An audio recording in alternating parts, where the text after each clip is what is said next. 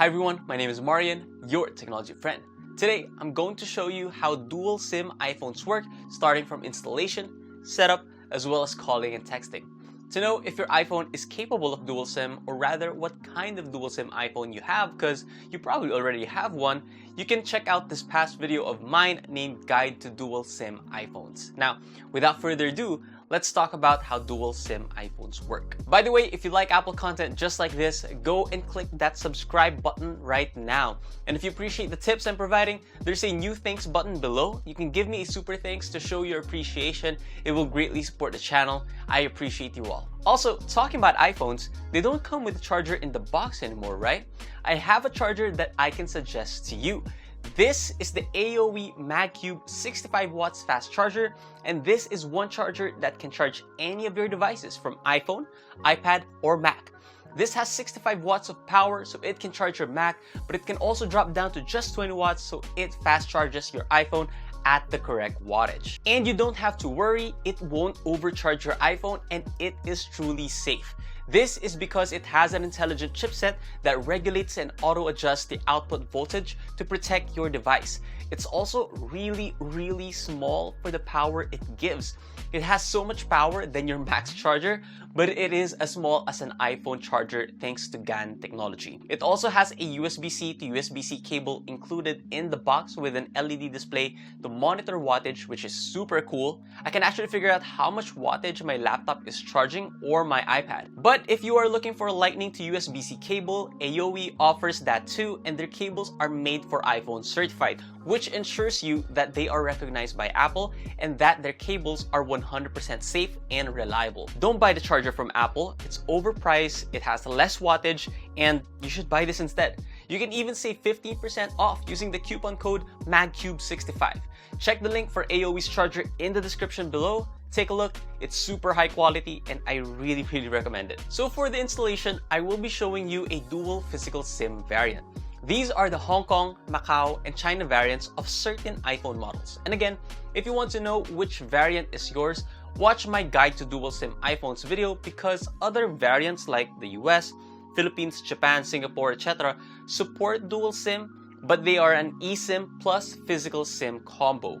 Also, if you have an iPhone 13 that only is eSIM plus physical SIM combo, you can actually forgo the physical SIM and have two eSIM plans. As for the dual physical SIM variant, its SIM tray can hold two SIMs back to back. As you can see, I am installing one at the front and another one at the back, which contains a rubber to hold it in place and not let the SIM fall. Once you have inserted your SIM tray back, you will go through the initial setup. Let me walk you through. So once you have inserted two SIMs, it will prompt you to set up Cellular. Just click continue so we can set up which one you'll use for cellular and which one you'll use for text or calls. But before that, we need to name our numbers. There are some examples that you can name your numbers, such as primary and secondary, personal and business, cellular data, travel, or you can do a custom label. As for me, I'm a purist. I just name my numbers to which network they belong to. In this case, I have Smart, then for the other one, Gomo. By the way, I do recommend having two SIMs from different networks so that you can take advantage of the two networks. So once you're in a place where your primary SIM doesn't have a signal, maybe your second one has better coverage. So yeah. After that, you're going to be picking your default line, which is the number you'll use by default to call or text a person. Then you'll be asked to choose which number you'll be using for iMessage or FaceTime. You can choose both, by the way, and that's what I did. Afterwards, you will get to pick your default line for cellular data. As for me, I am picking Smart because they have better coverage in my area. And if you want the best coverage and use your other line as a fallback, click on Allow Cellular Data Switching.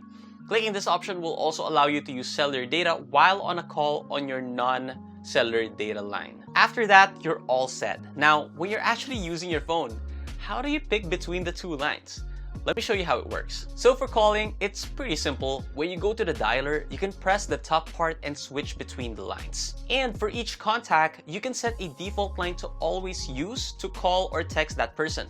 Other than that, you can put it on last use, so you will be using the last use number to contact that person. For texting, you also get to pick a number when composing a new text. You just have to select who to text first, then you can pick your from line and switch from SIM to SIM. Now, on an existing conversation or text, you can do so by tapping the name or the picture of the person, clicking on conversation line, and switching the line there. Now, for cellular data, here's what it looks like in the settings and how you pick between the two SIMs.